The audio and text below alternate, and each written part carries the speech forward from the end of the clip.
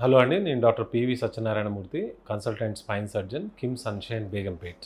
L4, L5 అనేదండి ఇప్పుడు ఒక స్పైన్ సర్జన్ అంటే ఫుల్ టైమ్ స్పైన్ సర్జరీ ప్రాక్టీస్‌లో L4, L5 కేసులు ఆల్మోస్ట్ 25-30% అయ్యే కేసులుంటాయండి. అంటే 30% of the patients who come to us have L4, L5 problems.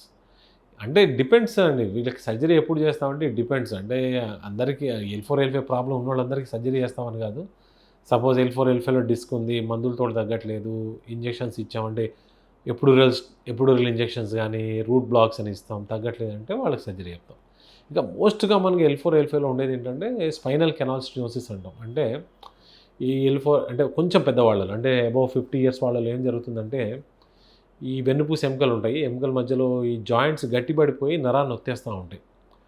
అయ్యేంటంటే మీరు ఏ మెడిసిన్ ఇచ్చినా తగ్గే సమస్య లేదు దానికి. చాలామంది ఇప్పుడు కొత్తగా ఒకటి పీఆర్‌పీ ఇంజెక్షన్స్ అని తయారైనయి.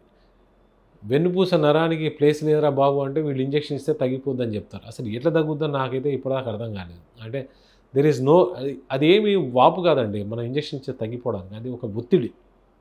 ఇంజెక్షన్ ఇస్తే ఒత్తిడి తగ్గే అవకాశం లేదు. దాన్నేంటంటే ఆ ఒత్తిడిని మనం క్లియర్‌గా దాన్నేమన్నా ఒత్తిడిని క్లీన్ చేయడమో, లేతే ఆ బోన్‌ని కదలకుండా ఫిక్స్ చేయడమో చేస్తే గానీ, ఈ lumbar canal stenosis at L4, L5 ఇయన్నీ తగ్గే అవకాశం లేదు. ఎవ్రీబడీ ఎక్కడ చూసినా గానీ పీఆర్‌పీ ఇంజెక్షన్ అని it is one of the biggest scam going around. PRP injection for spine అనేదైతే super big scam. I cannot comment. ఇప్పుడు కొంతమందిని చూస్తాను మోకాళ్ళు ఆల్మోస్ట్ ఇట్లా వంగిపోయి నడుస్తా ఉంటారు. వాళ్ళకి గూడా ఇస్తున్నారంట. అదైతే ఇంక చూడండి ఒక హర్షద్ మెహతా లాంటి స్కామ్ లాంటిదనుకోండి ఇది. ఇక పీఆర్‌పీ ఇంజెక్షన్ స్కామ్ అనేది.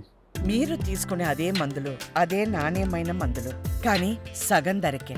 అవును, మెడ్ ప్లస్ బ్రాండ్స్ పై 50-80% తగ్గింపు.